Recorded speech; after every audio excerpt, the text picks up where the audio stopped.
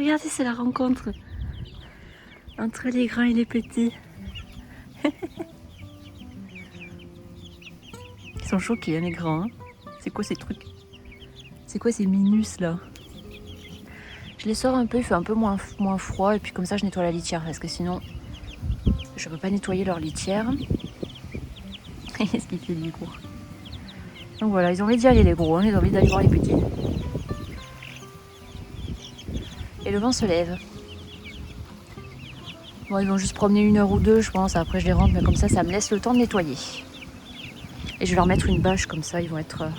Je vais leur mettre un manteau là, comme ça va couper le vent. Et là, il y a les coqs qu'on peut chanter là cette fois-ci, en voyant les petits là. Donc là, 2 semaines et demie, et ici 9 semaines. 9 semaines et demie même. Voilà, les différences de taille.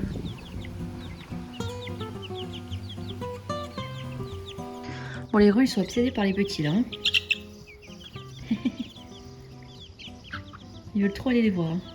Mais s'ils étaient en contact, je pense que les grands ils leur donneraient des gros coups de bec, alors c'est hors de question. Ils interagiront ensemble quand ils feront la même taille, hein, les deux. Hein. Les deux groupes. Voilà, parce que j'ai sûrement gardé des poulettes dans ce lot que j'intégrerai du coup aux poules ici que je vais garder. Et avec potentiellement le coq, le petit gris que je garderai. Donc voilà, ce sera au caractère, au feeling. Mais je vais commencer petit à petit à leur montrer qu'ils existent et puis ils se rencontreront vraiment que entre 6 et 8 semaines. Hein. Entre 6 et 8 semaines, donc genre dans 2 mois. Qu'est-ce qu'ils font là-bas? Ils sont en train de s'embêter là. Dans 2 mois, je pense qu'ils pourront éventuellement se rencontrer d'abord dans le parc extérieur, quand ceux-là ils font cette taille-là. Voilà. Pourquoi il crie là? Il a trouvé un truc et il court. Oh, le voilà. Hey. Bon, j'ai nettoyé, je vais pas les laisser très longtemps parce qu'il fait froid et eux ils sont allés manger. Donc ça va, ils se sont désintéressés des nouveaux. Et voilà.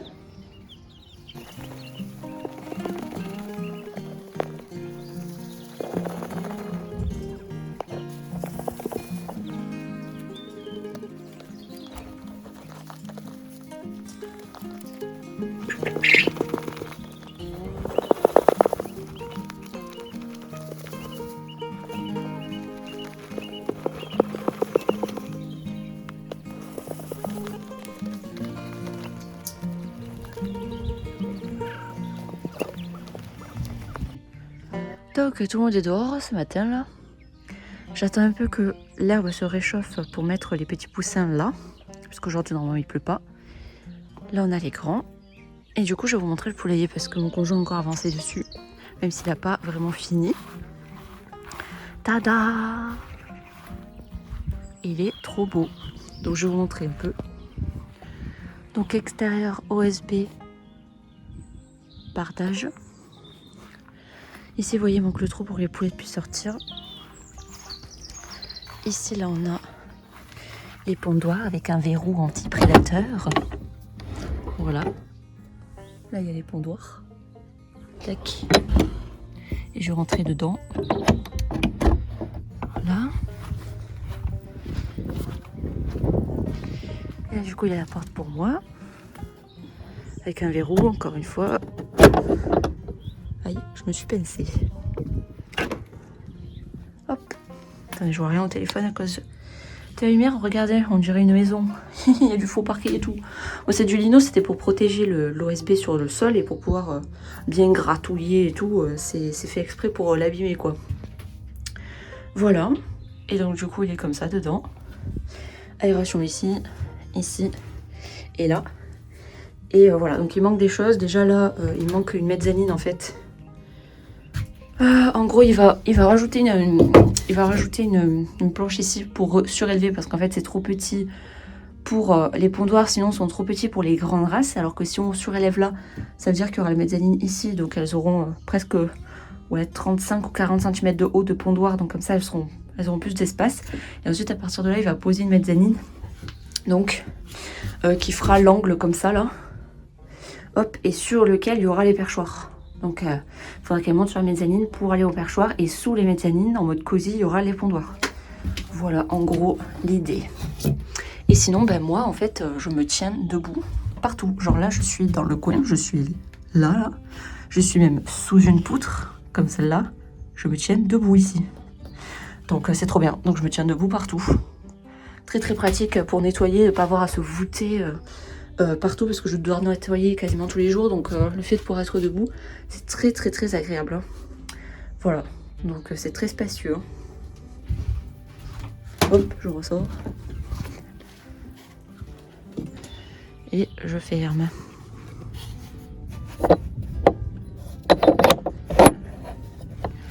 Voilà. Ah oui, d'ailleurs, je vais vous raconter une anecdote. Un soir, là, c'était hier ou avant-hier, j'étais trop fatiguée parce que j'étais occupée à m'occuper des kaitos et je voulais que mon conjoint aille ramasser les œufs de tous les parcs. Donc il y allait et j'ai dit fais attention, ferme bien après, ok? Donc il allait ramasser tous les œufs, tac tac, il revient, moi je suis en mode merci et tout. Il se passe quelques heures et après je suis là, je crois que je suis là à la cuisine et je vois une caille là par terre là. Je me dis ah d'accord, pourquoi elle est là par terre là? Et en fait ici il avait oublié de fermer une ouverture en métal noir là pour récupérer les œufs du parc extérieur parce qu'elles adorent pondre dans l'herbe en fait. Donc on ramasse plus d'œufs par terre dehors que dans les cabanes. Voilà, et donc en fait il y en a pas mal, je dirais qu'il y a 70% de l'enclos qui est sorti par le trou du haut en s'envolant et qui promenait partout dans le jardin. Donc je vous dis pas la panique, donc il y en avait une là-bas au fond qui je pense voulait se rapprocher du parc là-bas pour trouver des copains. Il y en avait une cachée là autour de l'olivier, il y en avait 2 ou 3 dans la haie. Et avec des épuisettes, les épuisettes qu'on utilise quand on va à la plage pour ramasser des trucs, là, les épuisettes de gamins. Heureusement qu'on avait ça. Bon, on les a toutes ramassées. Et en fait, c'était assez facile. Alors déjà, parce que, heureusement, je les ai élevées à la main. J'ai passé beaucoup de temps avec elles. Donc c'est vrai qu'elles ont vraiment pas très peur de moi. Quand j'arrive, elles bougent plus. Elles partent pas, en fait. Donc ça a été très pratique. Quand on arrivait vers elles bougeaient plus. Donc elles se laissaient attraper, presque. Heureusement, parce qu'une caille qui veut partir, c'est très difficile à attraper hein, quand elle est dans un grand espace comme ça. Il y en a une quand même qui s'est envolée. Elle s'est envolée très haut, hein, jusque-là. Elle a fait un vol comme ça, là. Puis elle est retombée. Elle a failli partir derrière chez les chèvres. Et voilà, et celles dans les haies, elles étaient faciles à attraper aussi. Et heureusement, derrière la haie, il y a un grillage. Il y a un grillage à maille. C'est un grillage classique de limite de propriété. Vous voyez, le maillage, il est... Un chat peut se glisser. Un chien peut pas passer, une poule peut pas passer. Par contre, les cailles, vous voyez, je me disais, si vraiment elle force, peut-être qu'elle passe. Mais juste en le regardant, elle s'est dit, je passe pas. Donc, elle a pas tenté de passer à travers le grillage. Donc, merci les petites cailles. Heureusement que vous avez pas fait ça. Et donc, on a pu toutes les récupérer et les remettre dans l'enclos. Donc, voilà. Donc, c'est plus de peur que de mal. Mais c'est vrai que ça m'a surprise. Ça, c'était un peu ma hantise, hein, qu'elles se tirent dans le jardin parce que, après, si j'arrive pas à les rattraper avant la nuit, demain, je pense qu'elles sont mortes. Hein. Elles sont mangées par un prédateur. Vous avez vu, quand je m'approche, elles se figent et tout. Alors, moi, je suis pas aussi dégourdie qu'un prédateur. Hein. Donc, non, mais moi, c'était ça ma hantise. Parce que, au pire, si elles s'échappent, je me dis, bon, peut-être dans quelques jours, elles vont revenir parce qu'elles vont vouloir retrouver les copains. Donc, elles vont revenir. Mais est-ce qu'elles auront le temps, en fait, de revenir plusieurs jours après sans s'être fait manger par les prédateurs? Ça, j'en doute très, très fort. Là, en plus, elles sont bien dodues. Et c'est ça aussi qui fait qu'elles n'arrivent pas trop à courir comme des folles et à s'envoler parce qu'elles sont bien dodues. Hein. C'est vraiment de la jumbo, de la bonne jumbo là. Donc du coup, bon, pour les prédateurs, c'est un vrai snack. Hein. Donc voilà, donc plus de peur que de mal. Mais du coup, j'ai dit à mon conjoint, toi, je t'interdis d'aller ramasser les trucs, d'aller ramasser les œufs et d'interagir avec les enclos parce qu'il interagit une fois. Il y a tout un parc qui s'est échappé. Donc bon, ok, tu vas rester dans le bricolage. Et moi, je vais m'occuper des pioutes. Hein. Non mais je vous jure. Tiens, je vais en profiter de vous parler des chants parce que ici, le monsieur, là, vient de chanter pour la première fois. Il vient de chanter 3 fois d'affilée. Et autant, le petit gris, il a déjà chanté plusieurs fois, il a un chant qui est beaucoup moins fort que le chant de lui, là-bas, qu'il vient de me faire. Donc là, j'étais déjà en train de me questionner sur quand est-ce que sera son heure pour passer à la casserole. Parce que oui, nous allons le passer à la casserole. Il commence à avoir un très beau gabarit. Ça fera un poulet fermier qui a été choyé et qui a grandi sur l'herbe avec des copains. Voilà. Et du coup, je me questionnais sur quand est-ce que je vais faire ça. Sauf que là, il vient de chanter. Il vient de chanter 3 fois et il vient de chanter assez fort. Donc, vous voyez, moi, je veux pas entrer en guerre avec les voisins. Déjà que j'ai le petit gris qui chante des fois, mais il fait vraiment, voilà, c'est ça, hein, c'est ce que je viens de vous imiter, c'est pas plus fort, c'est voilà. Quand il sera plus grand, le petit gris va faire un chant mieux et plus fort. Mais déjà, lui, au même âge, il fait déjà un chant beaucoup plus fort que lui. Vous voyez? Donc, lui, quand son chant va s'affirmer, va s'améliorer, tout ça, il va encore plus faire de bruit. Enfin, vous voyez? Et en plus, d'ailleurs, Catherine avait soulevé en commentaire, et je suis d'accord, que si je garde un coq de ce type-là, du coup, avec mes poulettes qui sont petites, il risque de leur faire mal quand il va essayer de cocher. Donc, il faut que j'essaie de garder un coq petit gabarit. Donc, le soie, c'est bien. Le soie, il est quand même plus petit. Et là, j'ai soie avec soie. Et dans le petit parc là, je vais sortir tous les poussins. Je vous avais dit que je garderais des poulettes. Peut-être que je gardais des sabelpoutes. Les sabelpoutes sont toutes petites. Bon, déjà, un coq soie, c'est un peu gros pour une sabelpoute. Donc, on verra ce que ça donnera. Je sais même pas si j'ai des poulettes en sabelpoute. J'ai peut-être que des coqs. On verra bien. Mais, ouais, je sais plus ce que je voulais dire. Mais lui sur Sablepoot, il leur ferait trop mal, quoi, le grand là-bas, là. Vous voyez le petit gris à côté, là? Ils ont le même âge, hein. Et le petit gris, c'est un gros soie, hein. C'est un gros soie, c'est le plus gros de mes soies. Mais déjà, un gros soie, il est quand même beaucoup plus petit que le coq là-bas. Et d'ailleurs, en plus, j'avais un tout petit doute sur le fait que ce soit un coq parce que je ne vois pas de lancette. Il n'a pas encore créé les plumes lancettes, donc les plumes en pointe devant la queue. Par contre, vous voyez qu'au niveau de la queue, il a des plumes très fines et très longues qui se recourbent un peu comme ça en arc de cercle vers l'arrière. Donc quand j'ai vu ça, je me suis dit non, je pense que c'est un coq. Mais vu qu'il y a certaines races de poules qui ont une très grande crête, des poules, donc des femelles qui ont une grande crête, des gros barbillons bien rouges et qu'elles ont une queue aussi bien fournie, et que lui c'est un croisé, du coup pour faire un Olivier Girl, je me suis dit peut-être qu'en fait c'est une poule, peut-être, je ne sais pas. Bon mais là il vient de chanter comme un bon coq viril 3 fois, donc c'est bon, hein. Je sais que c'est pas une poule. Et voilà, donc du coup casserole bientôt, je pense. Voilà, je regardais un petit peu plus longtemps s'il chantait pas, mais voilà, je vais pas faire chier les voisins. Heureusement, il a chanté que 3 fois. Regardez comme il se tient bien là. Ah, regardez-moi là, je suis le coq. Puis il commence aussi un peu à se battre, à essayer de se battre, à se castagner avec les coqs soie. Donc voilà. Donc c'est comme ça. C'est la vie. Et le coq soie, donc le petit gris, moi je l'observe beaucoup. Parce qu'il y a d'autres coqs soie, j'ai encore d'autres coqs soie. Donc du coup, notamment le roux là. Le roux là m'intéresse peut-être, il a un bon gabarit. Et il est proche de moi. Moins proche que le petit gris, mais c'est le deuxième coq avec lequel je suis proche. Les autres coqs, je suis pas proche du tout. Et du coup, c'est pour ça que je les ai en observation. Parce que mon choix peut toujours changer. Mais c'est vrai que je fais qu'observer le petit gris et il est adorable. Hein. Il est adorable avec tout le monde. Il est adorable avec moi, il est adorable avec les poulettes, il est adorable avec UU. Parce que UU, elle se fait taper par les autres. Et je vais vous expliquer d'ailleurs, j'en profite pour vous dire une anecdote, encore, une autre anecdote. Hier soir, on a mangé très tard parce que, comme je vous l'ai dit, avec Likaito, je suis débordée. Donc, le temps que je fasse à manger, tout c'est long, donc on mange tard le soir. Et comme je vous l'ai dit dans une précédente vidéo, je crois, les petits poulettes ont toujours une taxe sur ce que je mange en fait. Si je mange un repas, tant que c'est comestible pour eux, que c'est pas mauvais pour eux, je leur en garde toujours un petit peu pour qu'ils en profitent juste pour le goût. Vous voyez, ils sont pas nourris avec ça, hein. C'est juste pour une petite friandise, pour le goût. Ils ont le droit de goûter ce que je mange. Donc hier, on s'était fait, vous savez, les petits trucs de pommes de terre avec des visages, qui ont des visages là pour les enfants. Je me suis dit, vas-y, là, je suis crevée, je vais faire un plat facile. Donc j'ai fait ça. Et on a mangé aussi des petits pois carottes. Et donc, je leur ai conservé un visage en pommes de terre là et des petits pois carottes et je l'ai mis dans une gamelle. Et quand on a fini de manger, il commençait vraiment à faire nuit. Et sauf que moi, j'aime bien leur donner le repas direct après nous, comme ça, c'est tout frais, quoi. J'ai pas à le mettre au frigo et le donner le lendemain. Mais quand ils sont tous partis au lit, je suis obligée, je le mets au frigo et je donne le lendemain. Mais il y avait encore le petit gris, UU, attendez, elle est où? Elle est là-bas, je crois, et une autre poulette blanche qui ressemble beaucoup à UU. Les 3 compères, là, ils étaient encore dehors en train de promener. Bon, ils étaient vers l'entrée du poulailler, ils étaient là-bas. Et ils promenaient un petit peu et tout. Du coup, je me suis dit, vas-y, je tente. Il y en a 3 dehors. Peut-être que ça va attirer les autres qui sont dans le poulailler à sortir et ils vont manger le petit repas. Donc, j'ai sorti ma gamelle, je l'ai posée. Et j'ai fait piou, piou, piou, piou. Parce que quand je fais piou, piou, ils savent que, enfin, quand je donne à manger, je dis piou, piou. Donc, ils viennent en courant. Donc là, il y a donc le petit gris, la poulette UU et l'autre poulette blanche qui sont venus en courant, bien sûr. Et les autres, il y avait une poulette soie rousse qui était à l'entrée du poulailler, elle me regardait. Mais elle voulait pas venir. Comme quoi, quand ils vont au lit, ils vont au lit. Hein. Ils rigolent pas, hein. Ils sortent plus quoi. Je vais au lit, je vais au lit. Il peut y avoir un tsunami, je sors pas. En gros, parce que la bouffe, normalement, ils se jettent dessus hein, quand je ramène des trucs à manger. Là, ils sont même pas sortis. Du coup, bon, bah, il y a que le petit gris, UU et la poulette blanche qui en ont profité. Bon, il n'y avait pas beaucoup dans la gamelle, donc c'est pas plus mal. Ça évite qu'ils se battent à...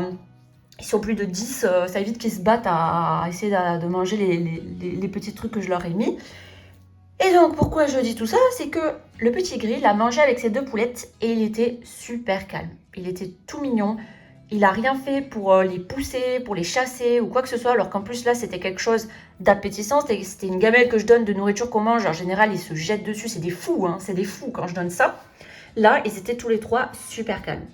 Alors que quand, en pleine journée, je leur donne des trucs, genre je leur donne des pâtes ou quelque chose, ou un reste ou quoi, les autres coqs, tous les autres coqs, alors à part lui il est ok, mais les autres coqs dès qu'ils s'approprient la gamelle en fait. Ils viennent à la gamelle et ils tapent tous les individus qui veulent essayer de manger dans la gamelle. Donc c'est super chiant parce que l'autre il prend son temps, il mange le truc un à un, la gamelle elle est pleine et personne n'a le droit de s'approcher parce que ils chassent tous ceux qui veulent venir manger dans la gamelle. Donc ça, moi, ça a tendance à m'énerver un peu. C'est pour ça d'ailleurs que souvent je fais 2 gamelles. Comme ça, s'il y en a un qui s'approprie la gamelle, au moins tous les autres, ils peuvent aller dans l'autre gamelle. Mais du coup, c'est très chiant que les coqs fassent ça. Si les poules font ça, il y a une poule qui le fait un peu. C'est la poulette noire, là, noire et rousse. Elle est très dominante. C'est la poule qui est en haut du panier. Je la vois, des fois, elle chasse la poulette azur. Donc la poule soie noire est très dominante. Des fois, elle le fait un petit peu au niveau de la nourriture, mais elle le fait un petit peu. Mais les coqs qui font ça, moi, ça me va pas parce qu'un coq, c'est censé chercher la nourriture pour ces demoiselles. C'est censé chercher la nourriture pour les poulettes, en fait. Si, quand il est jeune, il commence déjà à s'approprier la nourriture, à être hyper agressif envers tout le monde et surtout envers les poulettes, quand elles viennent manger, moi, ça me va pas. Moi, ça me va pas du tout. Donc, ça ne me convient pas comme caractère de coq à garder. Ok? Et donc, tous les mâles soies font ça. Sauf le petit gris. Le petit gris, il est super gentleman. Il laisse les poulettes venir manger dans sa gamelle. Même des fois, les poulettes, elles lui prennent un truc. Il est en train de manger un truc. La poulette, elle le prend, elle se barre en courant. Il laisse faire. Il fait rien. Il les laisse totalement faire. Donc ça, c'est un très bon caractère de coq. Bon, lui, il est magnifique. Hein. Ça, il commence à avoir vraiment son petit caractère là de mâle qui fait le beau là. Voilà, et donc du coup, le petit gris, moi j'aime beaucoup parce qu'il est très sympa envers les poulettes. Je l'ai jamais vu taper UU, qui est là. Alors que UU, moi ça me fait de la peine. UU, c'est une gourmande. Donc quand il y a à manger, qu'il y a un attroupement pour manger, elle vient en premier, elle est très enthousiaste. Hein, alors qu'elle est toute petite, elle est toute maigrichonne, mais elle adore manger. Hein. Et donc du coup elle vient toujours hein, quand je donne des trucs à manger et tout ça. Et moi ça me fait de la peine parce que des fois il y a des trucs par terre, elle vient ramasser un bout tranquille.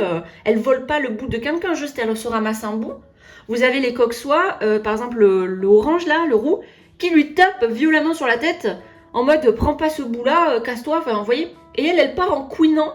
Ah ça j'aime pas du tout. Hein. Ça je n'aime pas du tout. Tu touches à UU, ça ne va pas, ça ne me plaît pas.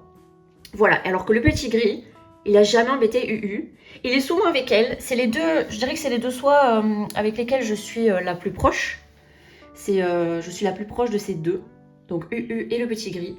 Quand je donne à manger, c'est les premiers à venir. Quand je viens mettre ma main pour les caresser, c'est les premiers à venir. Donc je les adore. Et peut-être qu'un jour, ils feront des petits. D'ailleurs, ils feront des bébés. S'ils chopent le caractère des 2, là, ils ont un super caractère. Ils sont super chill. Ça serait génial. Voilà, donc du coup, le petit gris, pour l'instant, est toujours le coq prévu. Voilà. Et lui, du coup, il va bientôt nous quitter. Et voilà. Pour les petites nouvelles de mon cheptel d'adulte. Voilà, donc soyez pas étonnés, hein, au fil des semaines, le cheptel va diminuer. Donc, parce que soit les coqs vont être consommés, soit je les vends, soit je vais pas les donner parce que quand on donne un coq, et surtout un coq qui n'est pas très beau, par exemple le petit gris, je trouve qu'il est intéressant. Génétiquement, il a un bon caractère, il est beau, il a un bon gabarit. En plus, au niveau de la soie, il a des jolies couleurs, il a une jolie crête, enfin il a une jolie hupette. Et en plus, il est barbu, donc il a les joues gonflées, les joues barbues. Les autres coqs, ils n'ont pas tous ces attributs-là, ils sont moins intéressants, ils sont plus petits et en plus, ils sont teigneux. Donc, vous doutez bien que si je donne un coq à quelqu'un pour lui dire vas-y, intègre-le à ton cheptel et tout, c'est un coq qui est agressif, il n'est pas très sympa, il n'est pas super beau, il n'a pas un très bon gabarit, personne n'en voudra en fait. Parce que tous les gens qui élèvent des poussins, ils ont des coqs en trop. Hein. Parce qu'on a 50-50 coqs poules, alors qu'il nous faut 8 poules à peu près, 8 ou 9 poules pour un coq. Ils ont vu un truc passer, ils ont eu peur, mais c'est des petits moineaux. Voilà, donc il faut 8 à 9 poules pour un coq. On fait 50-50 hein. Quand on est, il y a une poule pour un coq en fait. Donc forcément, on a tous des coqs en trop. Hein. Donc si vous donnez un coq comme ça, les gens ils vont le manger en fait. Hein. Ils vont le manger, ça leur fait un poulet gratuit. En plus, un poulet fermier qui a été super bien traité. Ça coûte une blinde dans le commerce parce que le bien-être, ça coûte très cher lorsqu'on achète un poulet tout simplement. Donc faut se méfier ça parce qu'il y a des gens du coup qui se refusent d'abattre leurs coqs en trop et qui se disent je vais les replacer. Sauf que personne n'en veut, donc ils vont devoir les donner. Et après, ils savent pas trop ce qu'il va devenir en fait. Parce que vous pouvez toujours essayer de trouver des familles aimantes, mais en fait, il y a une concurrence parce qu'il y a beaucoup de gens qui se refusent d'abattre leur coq en trop, qui veulent les replacer. Sauf qu'il y a que très peu de places disponibles de familles aimantes pour récupérer des coqs. Vous voyez, moi par exemple, je peux être une famille aimante aussi pour un coq. Ben, j'en garde qu'un seul. Qu'un seul pour, peut-être que j'aurai entre 10 et 15 poules, je garderai qu'un seul coq. Donc vous imaginez, si tout le monde fait comme moi, à chaque fois c'est un seul coq pour 10 ou 15 poules. Donc qu'est-ce qu'on fait de tous les coqs restants? Eh bien ils vont à la casserole, tout simplement, c'est comme ça qu'est le monde de l'élevage avicole parce qu'on ne peut pas faire de couple. Il faut forcément que le coq ait plein de poules, sinon il va leur arracher le dos en fait. S'ils les cochent tout le temps, elles n'auront plus de plumes, elles vont être épuisées, ils vont les blesser. C'est vraiment indispensable à leur bien-être au bien-être des poules hein, et aussi du coq pour qu'ils soient moins frustrés. C'est indispensable qu'il y ait beaucoup de poules pour un seul coq. Voilà. Donc je sais qu'il y en a qui vont me dire mais t'es pas obligé de te justifier machin et tout. Et j'essaie d'expliquer un peu parce qu'il y a des gens ils comprennent pas en fait les trucs basiques de l'élevage. Hein. Donc c'est bien des fois aussi de remettre les points sur les i et d'expliquer tout ça. Voilà. Et sinon je vais pas vous expliquer en détail. Là je vous ai dit que lui là, le coq il ira sûrement à la casserole. Après je vous expliquerai pas en détail à chaque fois parce que je sais qu'il y en a qui vont dire ah les peurs. Donc flemme en fait, ça ne vous regarde pas. Et moi, ça ne m'apporte rien de vous expliquer qui je passe à la casserole, qui je vends, etc. Parce qu'il y aura toujours des gens qui vont venir, qui vont avoir leur mot à dire sur mes décisions. Moi, ça m'apporte rien de vous le dire. Hein. Ça m'apporte que des gens chiants. Donc du coup, voilà, je vous préviens dès maintenant. Je ne vous dirai pas forcément qu'est-ce qui est advenu d'un tel, si je l'ai vendu ou si j'ai mangé. Parce que si par exemple, il y en a un, je le vends, l'autre, je le mange, on va dire ah mais pourquoi l'autre, tu l'as pas vendu alors que les autres, tu les vends et lui, tu le manges. Voilà, vous voyez, c'est chiant. C'est super chiant. Déjà que je me fais juger pour tout, genre la couleur de la gamelle. Bon, ça va, hein, ça va. Donc voilà. Voilà. Là j'en ai profité pour vous en parler parce que ils viennent chanter, donc c'était dans le contexte, vous voyez. Après, voilà. Hein. Voilà. Bon, ben voilà. Sinon, ils vont tous bien. Ils s'entendent bien. Ça se passe bien. Voilà, mais lui, je l'aime bien, ce coq. Hein. Je l'aime bien, mais bon, c'est la vie. C'est la vie. Après, il commence à être un peu agressif. Je l'ai vu taper des femelles. Ça, pareil, c'est un signe que je déteste quand ils font ça, les coqs, de taper les femelles gratuitement, là. Déjà qu'après, ils vont les cocher tout le temps et que ça va leur arracher les plumes et tout. Au moins, sois sympa le reste du temps avec elles, s'il te plaît. Hein. Donc, moi, je choisis mes coqs au caractère. Hein. Il y a une partie aussi physique. Hein. Le petit gris, c'est celui qui me plaît le plus physiquement. Mais s'il avait un mauvais caractère, je ne le choisirais pas. Hein. J'en choisirais un qui me plaît moins physiquement, mais qui a un bon caractère. Et ça, là, il s'avère que le petit gris, c'est celui que je préfère. C'est celui que je trouve le plus beau, qui a le meilleur gabarit et qui en plus a le meilleur caractère. C'est ça, c'est pas le jackpot. Le petit gris, il a touché le jackpot. Donc voilà.